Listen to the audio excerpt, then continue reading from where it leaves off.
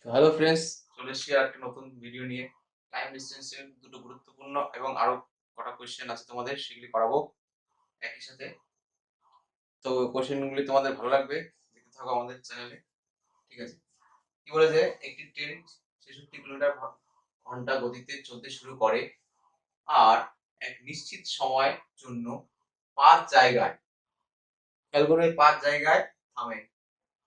যদি সে একদিনে 1485 দূরত্ব যায়, এবং পরবর্তী লাইন বলছে যদি সে সব জাংশনে সমান সময়াবধির জন্য থামে, মানে একই সময় থামতে বলেছে।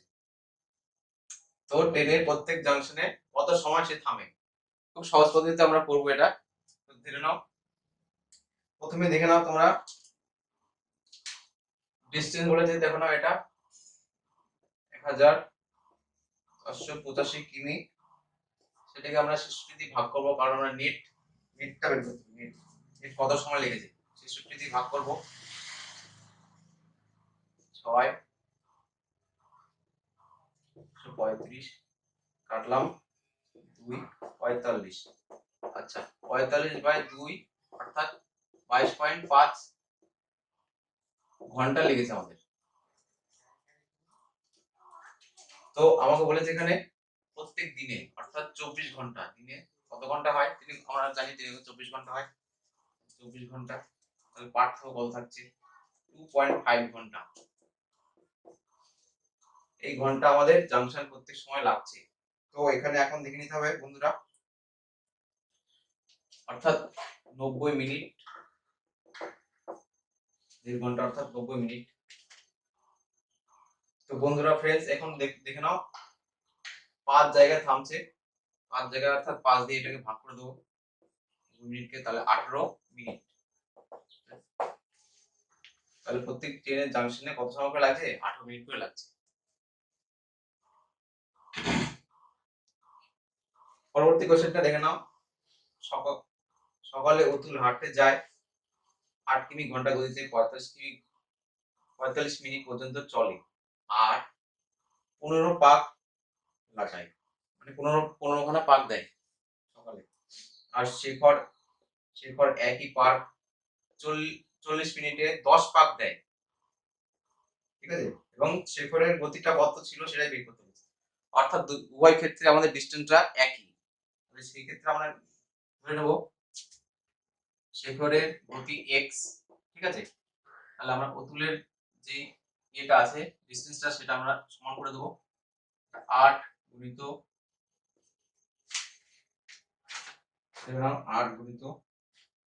45 কত পাক দেয়? 15 পাক অতুল। আর এদিকে x গুণিত 40 কত পাক দিচ্ছে তোমরা দেখে নাও? 10 পাক দিচ্ছে। 45 4 2 8 এই সমান সমান 6, অর্থাৎ 6 কিমি পার ঘন্টায় শেখর এক্স গতিটা ছিল। ঠিক আছে? তোমরা দেখে নাও, পরবর্তী কোশ্চেন আছে। তো বন্ধুরা দেখে নাও, নেক্সট কোশ্চেন কি বলছে, মোহন এর 36 কিমি যেতে কিশোরের থেকে 2 ঘন্টা অধিক সময় লাগে। যদি মোহন নিজের গতি 50% বাড়ায়, তো সে ওই দূরত্ব কিশোরের থেকে 1 ঘন্টা কম সময় পুরো করতে পারে। কিশোরের 36 কিমি যেতে কত সময় লেগেছে? খুব সহজ পদ্ধতি করবো, দেখো না, দেখে নাও তোমরা। কি বলছে, 50% বাড়ায়, অর্থাৎ স্পিড প্রথমে ছিল উপরে 2 থেকে 3 হয়, তাহলে আমরা জানি ডিসটেন্স সেম থাকলে টাইম উল্টে যায়। উল্টে দিলাম। ঠিক আছে? এবার যেটা অন্তর বলেছে তোমার 2 ঘন্টা অধিক লাগে আর 1 ঘন্টা কম লাগে, তাহলে ডিফারেন্সটা কত? 3 ঘন্টা টোটাল। ঠিক আছে? 3 ঘন্টা, এটা 3 সমান 3 দিয়ে গুণ করব, 3 সমান 9। 9 ঘন্টা লেগেছে কার? এটা মোহন। তাহলে নিশ্চয়ই কিশোরের 2 ঘন্টা বেশি কম লেগেছে, অর্থাৎ 7 ঘন্টা। 7 ঘন্টা। তো কিশোর 7 ঘন্টায় যায়, 7 ঘন্টায় সময় লাগে, অর্থাৎ অ্যান্সার এটা আমাদের হয়ে যাবে। কি করে করলাম আমরা 2 ঘন্টার অধিক, অর্থাৎ মোহন, এখানে ধরলাম মোহন 1 ঘন্টা কম লাগে, কিশোর 2 ঘন্টা বেশি লাগে, তাহলে এখান থেকে 2 ঘন্টা অধিক লাগে কিশোরের, আর এখানে 2 ঘন্টা কম লাগে 1 ঘন্টা। ঠিক আছে, এইভাবে করেছি, তাহলে টোটাল হচ্ছে তোমার 3 ঘন্টা। 3 ঘন্টায় আমরা এখানে উত্তর দিয়েছি। একটা অন্তরটা আমরা সমান করে নিচে হচ্ছে মোহনের, এটা হচ্ছে কিশোরের, কারণ 2 ঘন্টা এখান থেকে আমার মাইনাস করতে হবে। নেক্সট কোশ্চেনে তোমরা দেখে নাও, একটা গাড়ির গতি বাসের গতির থেকে 40% অধিক, এক ট্রেন 8.1/2 ঘন্টায় 1020 কিলোমিটার এর দূরত্ব যায়, যদি বাস এর গতি ট্রেনের গতির থেকে গতির অর্ধেক হয়, তবে গাড়ির 1.3/4 ঘন্টাতে কত দূরত্ব যাবে? এটা খুব সহজ পদ্ধতিতে আমরা করব। ঠিক আছে, দেখে নাও কিভাবে করব। প্রথমে দেখো কার, অর্থাৎ এটা কারটা কার, এটা বাস, এটা ট্রেন।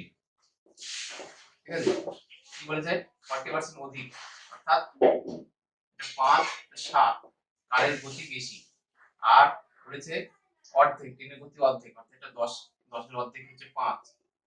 ঠিক আছে, তো এখানে আমরা দেখে নেব 40% অধিক। আচ্ছা, আর ট্রেনের টোটাল ডিসটেন্স বাই টাইম, অর্থাৎ 1020 আর 17/2, ট্রেনের আমার টোটাল নেট ইয়েটা বের করতে, নেট স্পিড, এটা আমাদের স্পিডের অনুপাত। হ্যাঁ, নেট স্পিড বেরোবে এখানে, বন্ধুরা দেখে নাও, আর কস করলে 120 স্পিড এটা।